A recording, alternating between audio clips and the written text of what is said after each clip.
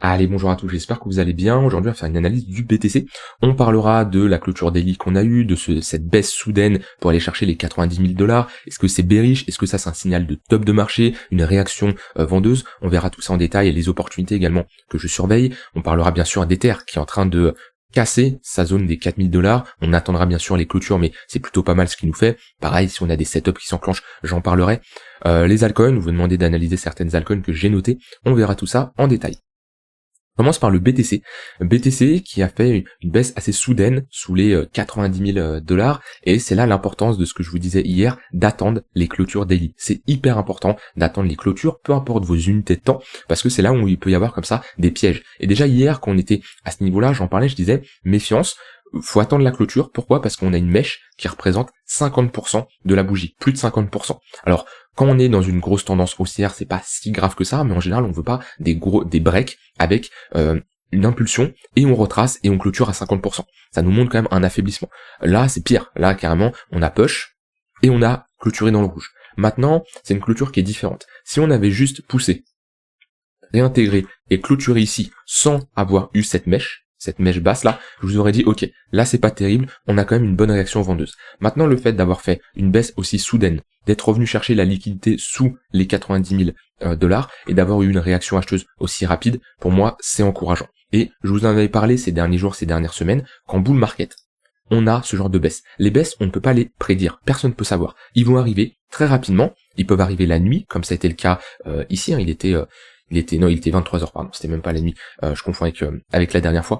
Mais bref, peut-être vous n'étiez pas devant les écrans à ce moment-là, donc c'est là l'importance d'avoir des ordres d'épuisette, des ordres qui sont en attente d'être exécutés, mais ça c'est un move typique de bull market.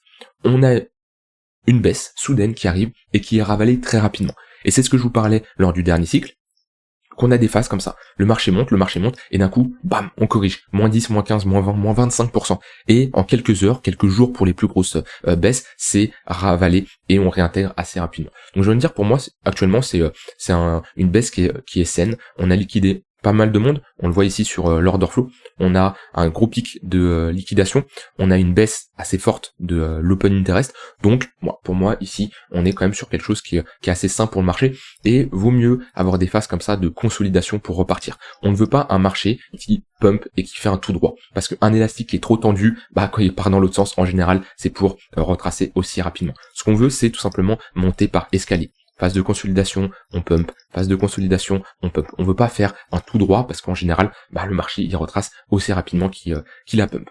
Donc maintenant BTC, ça serait bien en clôture daily de s'affranchir des 100 000 $, d'avoir une confirmation, parce que là pour le moment on n'a pas break ce niveau et on est toujours bloqué entre deux bornes. On a des altcoins quand même qui ont bien tenu, qui ont bien tanké la baisse, et techniquement on a vu que quand on est passé au-dessus des 100 000 $, on a une absorption de liquidité sur le BTC avec des altcoins qui ne faisaient pas grand chose, et au moment où on a réintégré, on a des altcoins qui ont bien profité, et on le voit encore aujourd'hui avec une baisse de la Bitcoin dominance. Donc ça dépend toujours de comment vous êtes exposé. Moi personnellement, un BTC qui consolide, ça ne me dérange pas, parce que j'ai une bonne exposition sur les altcoins, j'ai des trades en cours sur les altcoins, et c'est bullish d'avoir un BTC qui consolide. En général, on a des altcoins qui en profitent de leur côté. Maintenant, sinon, d'un point de vue vraiment court terme sur le BTC, on a quand même des moyennes mobiles qui sont orientées à la hausse. Vous voyez, on maintient le tunnel 1 heure, on est repassé au-dessus du tunnel 15 minutes. Maintenant, faudrait pas s'installer et revenir chercher des plus bas sous les 96 000, 95 000 $. Vous voyez, là on a eu cette prise de liquidité. Techniquement, on n'a aucun intérêt de revenir faire à nouveau une prise de liquidité. Là, à la limite, on peut consolider, on peut revenir chercher 95 000 $, mais ce qu'on veut, c'est commencer à s'installer au-dessus des 100 000 $. Dans tous les cas, sur du long terme, je ne trade plus BTC parce qu'on arrive sur des niveaux qui sont assez hauts, même c'est des niveaux intéressants pour prendre des profits, je le répète depuis un moment, mais on est ici sur des premiers TP qui peuvent arriver pour certains qui sont positionnés sur du long terme. Ça dépend bien sûr de votre stratégie, mais quelqu'un qui s'est positionné à 20 000 $, par exemple comme moi, qui est rentré pendant toute cette phase, 25 000 $, on est ici sur un x5 sur le BTC, c'est une très bonne performance, un x5 sur le Bitcoin. On parle pas d'une altcoin qui peut très bien performer avec une faible capitalisation, on parle ici du BTC. Faire un x5 sur Bitcoin, c'est une bonne performance. Et après le TP2, le TP3, ça c'est à vous de voir comment vous prenez vos profits, 120, 150 000 $, ça dépend de chacun. Mais là, sur du long terme, en tout cas, je ne rentre pas, parce qu'on est sur des niveaux où techniquement, ça ne m'intéresse pas de rentrer, on est sur des niveaux hauts. Maintenant, d'un point de vue trading beaucoup plus court moyen terme. Dans des phases comme ça de consolidation, comme je l'ai dit, on a plus de chances de break par le haut et d'avoir une continuation de notre tendance. Je m'attarde pas plus sur le BTC. On a vu l'order flow, je vous ai dit comme quoi on avait pic de liquidation ici, c'est plutôt pas mal avec une baisse de l'open interest et une baisse ici des funding. On voit que ça s'est très rapidement calmé. Au niveau des spreads, on a toujours des spreads qui sont assez positifs, mais rien d'alarmant. Comme je l'ai dit, de toute façon, on peut rester dans des spreads, dans des phases où les spreads sont fortement positifs. Moi, je les utilise beaucoup plus, les spreads, pour déterminer des phases de capitulation, pour des bottoms un peu plus long terme, et je vais plutôt regarder le funding, comme ça qu'on a des phases où le marché s'emballe pas mal. Voilà pour le Bitcoin. Au niveau d'Ether, c'est vraiment bien ce qui nous fait Ether actuellement. 4000 $, il est sur sa grosse zone de résistance. On va surveiller la clôture weekly, mais si on commence à clôturer au-dessus des 4000 $, pour moi ça sera un break de cette grosse zone de résistance. Alors si je vais être plus précis, en général je suis pas précis sur mes zones de résistance parce que pour moi une résistance c'est jamais au dollar près. C'est une zone d'intervention, c'est un niveau. C'est jamais au dollar près, au tick près. Que ça soit des zones de résistance, que ça soit également des moyennes mobiles. Il y en a qui mettent une moyenne mobile comme ça, et dès qu'on commence à passer d'$1 juste en dessous, oh ça y est, c'est le break, c'est la fin. Non, une moyenne mobile, c'est une zone d'intervention. C'est pour ça que je préfère d'ailleurs utiliser des tunnels Vegas, c'est beaucoup plus visuel, beaucoup plus représentatif. Donc si on parvient à franchir les 4000 $, Ether c'est direction l'ATH. Et là, en fonction de la bougie impulsive, il peut y avoir des trades qui se prennent de break. Alors on est quand même sur des niveaux assez hauts, c'est différent du break qu'on avait eu ici, le fait d'avoir réintégré les 2900 $, c'était un signal assez bullish, où il pouvait y avoir une entrée au break au niveau de la réintégration et un stop loss sous la bougie impulsive, par exemple 2700 $ ou 2400. Je vous ai d'ailleurs montré des setups qui pouvaient s'enclencher au niveau de la réintégration. Voilà, si on fait la même chose, ça peut être intéressant. Une entrée par exemple au niveau des 4002, 4100, une zone d'invalidation sous la bougie impulsive et viser du 5, 6, 7000. Dans tous les cas sur Ether, pour moi il peut rattraper son retard sur BTC. Actuellement, ça dépend bien sûr si vous tradez d'une manière plus active ou si vous faites de l'investissement long terme. Mais moi, sur l'investissement long terme, j'ai pas encore atteint des TP1 sur Ether.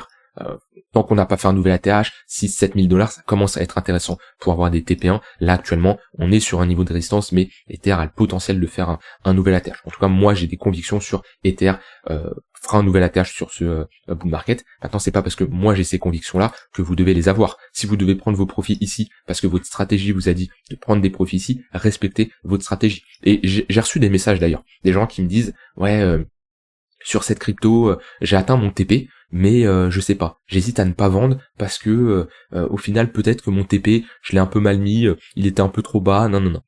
Ça, c'est une modification du plan. Le plan, c'est la chose la plus importante. Quand vous êtes fixé une règle, une zone de prise de profit, quelque chose qui vous dit là, vous devez sortir, vous respectez votre plan. Commencez à se dire ah ben non, mon TP1 je vais le décaler parce que oh bah tiens je sais pas, le marché il part bien, je sens que ça va aller plus haut. Non, ça c'est avec le bruit, qu'est-ce que j'appelle le bruit, ça va être les réseaux sociaux, ça va être ce que vous voyez à droite à gauche, tout ce que vous entendez, et ça vous crée une phase d'euphorie intérieurement et vous allez vous dire ah ben non, ça peut aller encore plus haut et je ne vais pas vendre parce que ça peut aller encore plus haut. Si vous êtes fixé de TP Ether à 4000 $, respectez votre plan et prenez vos profits. Commencez pas à vous dire non, ça peut aller plus haut. Et ça, c'est si vous faites ça, si vous le faites une fois, vous allez le faire plein de fois. Et du coup, votre TP1 qui a été modifié, et votre TP2, vous allez également le modifier. Et au final, vous allez jamais prendre vos profits parce que ça va toujours être un TP qui, selon vous, a mal été établi. Alors que vous êtes fixé un TP, vous êtes fixé un niveau, vous prenez des profits, vous les respectez et vous sortez. Ça, c'est vraiment important et c'est vraiment ces personnes-là qui vont réussir en bull market. Et même si ça part, même si tu vends à 4000 $ et ça continue, c'est pas grave. Il n'y a pas de position gagnante qui est mauvaise comme ça. Il n'y a pas de petit profit. Non, t'as pris tes profits, t'as respecté ta stratégie, c'est très bien. On peut pas s'en vouloir de prendre des profits comme ça en bull market. C'est vraiment important et c'est normal. Ça fait partie de la stratégie de laisser courir les gains et prendre ses profits sur la montée, sur différents paliers. T'auras jamais le top de marché, t'auras jamais le bottom de marché et c'est tout à fait normal de clôturer une partie de sa position. Et si ça continue à monter, faut pas commencer à s'en vouloir, à se dire ah oui, et commencer à faire des calculs. Ah ben tiens, j'ai clôturé, j'ai gagné tant, mais si j'avais pas clôturé, j'aurais pu gagner tant, j'aurais pu m'offrir ça en plus, j'aurais pu faire ça avec, j'aurais pu voyager. Non.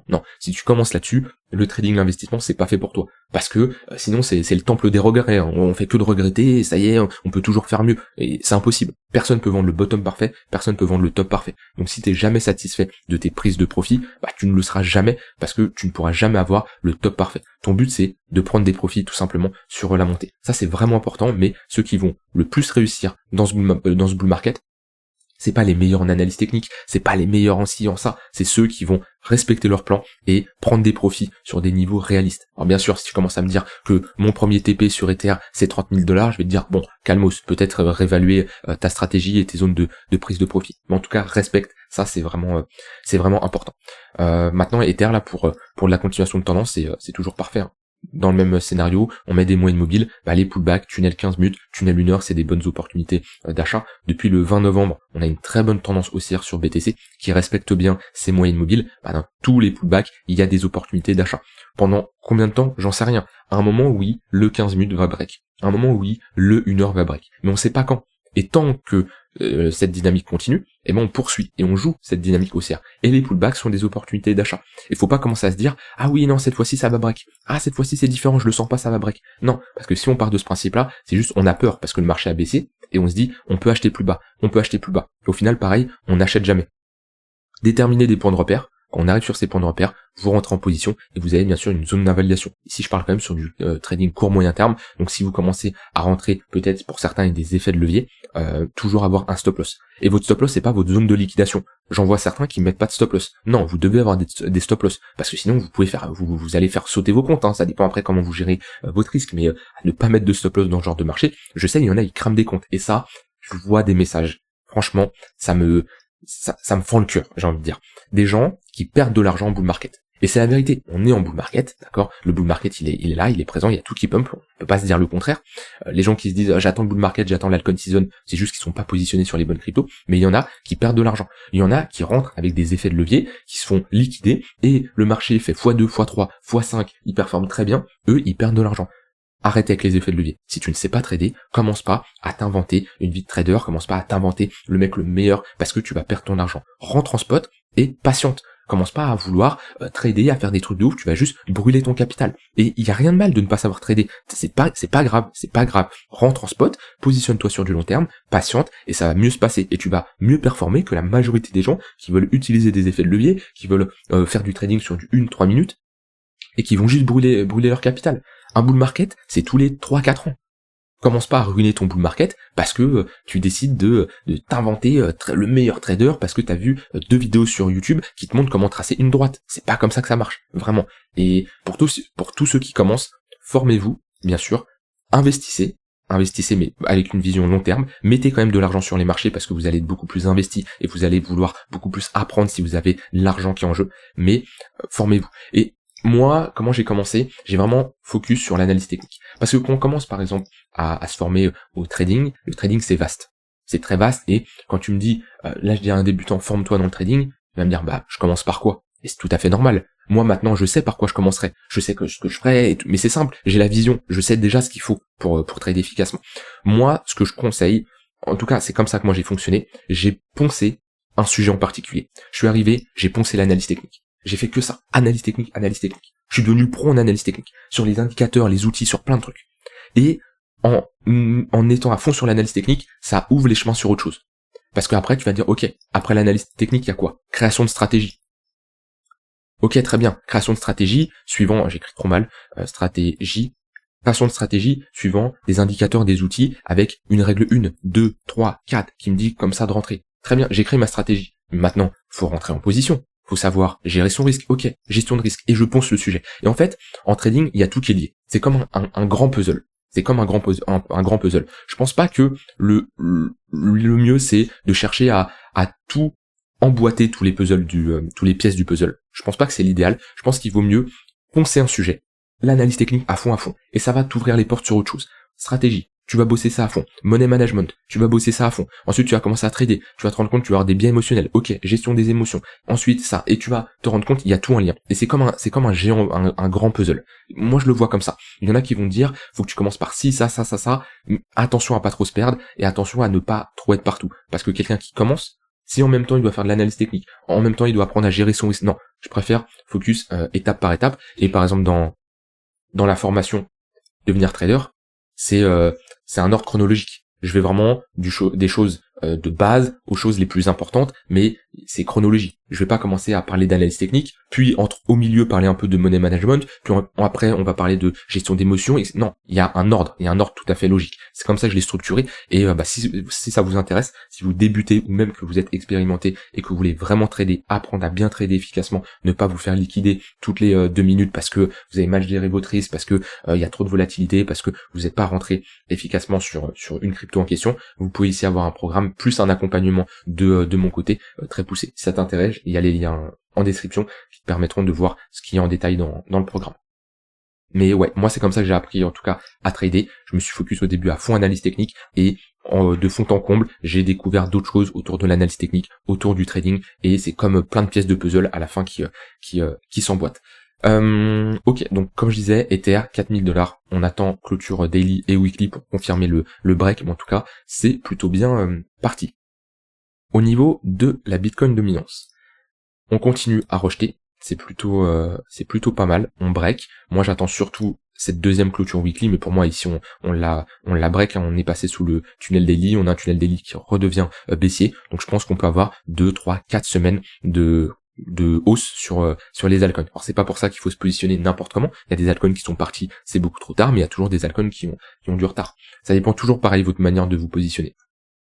Ceux qui font du trading court moyen terme, comme d'habitude, positionnez-vous sur des altcoins qui sont fortes. Uni, c'est une altcoin qui est forte. TRX, on a retracé, je préfère pas, c'est pas la crypto que je traderais le plus. VET, AVE, c'est des altcoins qui sont fortes, vous voyez. AVE, elle était forte hier, elle était forte avant-hier, continue à être forte. Vous voyez, très forte. Au-dessus de ses moyennes mobiles. Tous les pullbacks sont des opportunités d'achat. Tunnel 15 minutes, tunnel 1 heure. Vous voyez, ça c'est parfait. La charte, elle est magnifique. Et toujours, les moyennes mobiles en tendance haussière, pour moi, c'est le meilleur indicateur. Et quand on commence à trader, c'est ouf, hein, et même moi je suis passé par là, quand on commence à trader, on apprend les indicateurs classiques. Les moyennes mobiles, le MACD, le RSI, voilà. Ce genre d'indicateurs, j'ai envie de dire classiques. Puis, on les met de côté.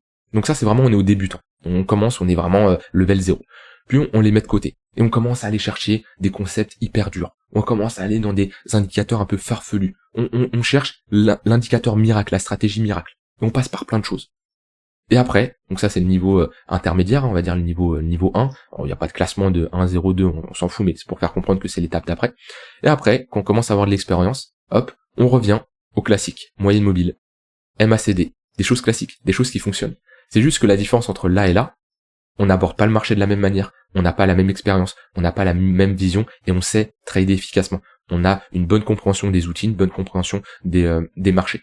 Parce que beaucoup veulent utiliser les moyennes mobiles, mais ne savent pas très bien les utiliser, et surtout ils n'ont pas la bonne approche du trading. Et c'est pas l'indicateur qui fait le trader.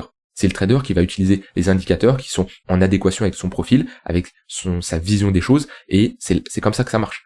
Je peux te donner un indicateur, si tu ne sais pas l'utiliser, si il ne te correspond pas, ça va pas marcher. Et une stratégie peut correspondre à quelqu'un, comme elle peut ne pas correspondre à quelqu'un d'autre, parce qu'on est tous différents. Ce que je veux faire comprendre, c'est que je prends une stratégie qui fonctionne, on va dire, sur les 1000 derniers trades, la stratégie, 30% de réussite. Mais avec un risk-reward de 4 pour 1. Donc, rentable. Rentable. Je vais pas faire le calcul, mais rentable largement. La personne B apprend cette stratégie-là, elle peut ne pas être rentable. Pourquoi? Parce que, mentalement parlant, elle ne va pas supporter de gagner 3 trades sur 10, 30 trades sur 100, 300 trades sur 1000. Parce que, elle a une personnalité où elle a besoin d'avoir, par exemple, raison au moins une fois sur 2. Donc, avoir au moins 50% de taux de réussite. Ce qui veut dire que sa gestion des émotions, avec cette stratégie-là, va être mauvaise parce qu'elle ne va pas supporter perdre. Elle va mal gérer son risque, elle va bâcler ses entrées, elle va ne plus respecter sa stratégie. Et pourtant, la stratégie fonctionne. C'est juste qu'elle fonctionne pour le A, elle fonctionne pas pour le B. Et ça, c'est propre à chacun. Les indicateurs, j'ai envie de dire, c'est à peu près pareil. Ça dépend de vous. Donc voilà, pareil, on prend les cryptos les plus fortes, AAVE, très fortes, au-dessus des moyennes mobiles. Bas les pullbacks, c'est tout simplement des bonnes opportunités pour se positionner. Et si je regarde, AAVE va être très forte, ARB, pas mal également. Là, aujourd'hui, on a FED qui est pas mal. APT qui performe bien. APT, j'ai toujours un trade qui est en cours, hein, que je que je vous avais montré, voilà, avec une alerte qui attend. Et je vais analyser les altcoins que vous m'avez demandé d'analyser. J'avais Jasmy, qui a bien performé. Il me semble que j'ai déjà fait une analyse de Jasmy il y a pas longtemps. En ce moment, j'analyse pas mal d'altcoins parce que je prends ceux qui reviennent en commentaire, mais j'en ai déjà parlé, il me semble. Dans tous les cas, pareil, on est sur une charte, c'est trop tard pour se positionner sur du long terme. Là, il y a aucun monde, moi je me positionne là-dessus. Quand on prend le bottom, là, on est sur une performance énorme, c'est trop tard. Il y a rien à faire. Soit on a des retracements, des pullbacks, ça peut être intéressant pour se positionner. Si on n'a pas de pullback, après c'est de la continuation de tendance. Mais moi je peux pas FOMO sur du long terme, sur une altcoin comme ça. Vous voyez, pareil, point de repère, tunnel 15 minutes. Tout ça, des opportunités d'achat pour faire de la continuation de tendance. Là, il y a de quoi faire de la perf. Donc on m'a demandé Jasmy, on m'a demandé quoi? Moi j'en avais les deux, ils étaient dans les top market cap. Ah oui, ING. En plus la charte, elle était pas mal. Elle était pas mal parce que on a ici, je me mets en weekly, une réintégration de ce niveau-là. Réintégration de ce niveau-là, donc le niveau des $30. Et là pour moi c'est direction la TH. Il n'y a plus grand chose, hein. Le fait d'être repassé au-dessus de ce niveau-là, pattern ici de retournement, bonne dynamique haussière. Vous voyez, on repasse au-dessus des moyennes mobiles. On a un 1 heure qui fait office de support, un momentum un peu plus faible que sur ING, un momentum un peu plus faible sur ING comparé à AVE et d'autres cryptos qui performent très bien, qui eux maintiennent leur tunnel 15 minutes. ING, on va plutôt revenir chercher le tunnel 1 heure, mais là la réintégration elle est plutôt pas mal. Donc ouais, après on peut mettre bien sûr des extensions de Fibo. C'est d'ailleurs une altcoin qui a très bien performé. Je me rappelle ING, à l'époque j'en avais parlé 2-3 $. À ce niveau-là. 2 $. En fait, c'était l'une des charts les plus bullish que j'avais vues à l'époque. On n'avait pas eu le crash de FTX encore, parce que le crash de FTX c'était là, novembre 2022. Et BTC ne faisait pas grand-chose. Et ING, c'était la crypto où je disais, regardez, on a des patterns de retournement, là il y a de l'accumulation, il y a une demande qui est présente. Et là, encore une plus grosse structure, puis après, elle est bien partie. Je mets des extensions, 77, 92 $, ça serait des targets réalistes, dans le cas où on ferait un nouvel ATH. ING, et on m'avait demandé, elle est où, ICP, hop. Alors, j'imprime ça, tac. ICP, c'est une crypto, pareil, qui réintègre un niveau très intéressant, ce niveau-là. Pattern de retournement, structure en W, ça c'est des patterns de bottom. On est revenu pullback, sa ligne de coup. Maintenant, alors on se situe quand même dans la zone de rechargement de short. À ce niveau-là, 0,618, mais on a le potentiel de pousser. Hein. Et si on valide cette plus grosse structure, là on serait sur une pattern en W trimestrielle. Pour moi, on peut retracer, et après les prochains objectifs, 40, 50, 60 $. Faut prendre le market cap, voir si c'est réaliste, hein, parce qu'il y a eu, je pense que, je vais regarder. Je sais plus si on avait la diffusion sur ICP. Ouais, visiblement on en a un peu. Market cap 7 milliards, on a 8 milliards de FDV. Donc ouais, après toujours prendre en compte le market cap qui doit être réaliste. Hein. Si vous fixez une target et vous arrivez à un market cap, vous vous rendez compte que votre crypto, pour atteindre cet objectif, elle doit avoir le même market cap qu'un Ether, qu'un Solana, qu'un Bitcoin. Voilà, c'est que votre target elle est trop surévaluée. Et ça, pareil, les débutants, c'est pas péjoratif quoi, je dis débutants, je préfère le dire, on est tous passés par là, et il y a rien de mal, moi aussi j'étais débutant à un moment, je dis juste que pensez à vérifier le market cap. Il y en a beaucoup qui vont jeter sur des cryptos comme Shiba, comme VET, parce que comme Kaspa, parce qu'ils ont c'est un chiffre qui est en centimes, moins $1, ça fait rêver, on peut en avoir plus en token. Shiba, on peut en avoir des millions, voilà, on peut en avoir énormément, des centaines, des milliards même si on veut, mais non, absolument pas. C'est surtout le market cap qu'il faut regarder. Ne vous faites pas tromper par le nombre de tokens. Ne vous faites pas tromper par le prix plutôt. Donc ICP ça serait pas le cas vu on a 14 $, mais surveillez toujours le market cap, les targets s'ils sont réalistes, les targets que vous fixez. Maintenant la charte elle est bullish et j'ai envie de dire pareil, hein, continuation de tendance. Et si on a des dips qui peuvent arriver à tout moment, on a eu un moins 12% sur le BTC, mais rien n'empêche d'avoir un moins 20, moins 30% sur les cryptos assez rapidement. Tunnel 1 heure et tunnel 4 heures surtout. Tunnel 4 heures c'est le gros point, c'est la bonne zone pour chercher à se positionner. Voilà, j'ai rien d'autre à ajouter, c'est en plus une vidéo où j'ai apporté pas mal de conseils, c'est vraiment important, rappelez-vous de fixez-vous un plan, fixez-vous des règles qui sont fixes, et si vous apprenez à trader, allez-y à fond, faites pas les choses à moitié, c'est le meilleur conseil que je peux vous donner. Si vous commencez à voilà, regardez un peu et vous pensez que vous allez avoir des résultats incroyables en regardant une vidéo 5 minutes comme ça de temps en temps. C'est pas comme ça que ça se passe. Moi, comme je dis, ici j'ai un programme complet, c'est 28-30 heures de vidéo. Donc je vous le dis, c'est pas un programme que vous allez regarder comme ça en 2 heures. Mais si vous voulez vraiment trader efficacement, vous pouvez pas apprendre comme ça en 2 heures en regardant comment tracer de droite. Non, ça va beaucoup plus loin. Gestion d'émotions, gestion de votre stratégie, créer sa stratégie, bien maîtriser l'analyse technique. Dedans, je vous montre mes stratégies à moi, comment je fonctionne, trader en range, trader en tendance. Vraiment, on rentre dans les détails. Et surtout avec un accompagnement, un coaching personnalisé, un groupe privé qui s'entraide bien, un accompagne à vie. Je t'accompagne en message privé, je réponds à tes questions, on fait des points, on fait des suivis. Il y en a une fois par semaine, ils vont m'envoyer un message vocal pour me faire un bilan de leur semaine de trading. Je vais dire ce qui va bien, ce qui va pas, etc., etc. Et au vu du programme qui marche très bien, et je le vois avec le retour des membres qui l'ont suivi, j'ai une garantie trader rentable ou remboursé. Si à la fin du programme, t'es pas satisfait et surtout tu n'as pas une nette amélioration de tes résultats de trading, et moi je m'engage à te rembourser l'intégralité du programme. Tu prends aucun risque parce que j'ai confiance dans ce programme-là que je mets en avant et je l'ai bien vu avec tous les témoignages que j'ai, que tu peux même retrouver ici juste en dessous. Voilà, si ça t'intéresse, je te mets le premier lien en description, tu peux en profiter dès maintenant. Je te souhaite une très bonne fin de journée et je te dis à demain pour une prochaine vidéo. Bye bye.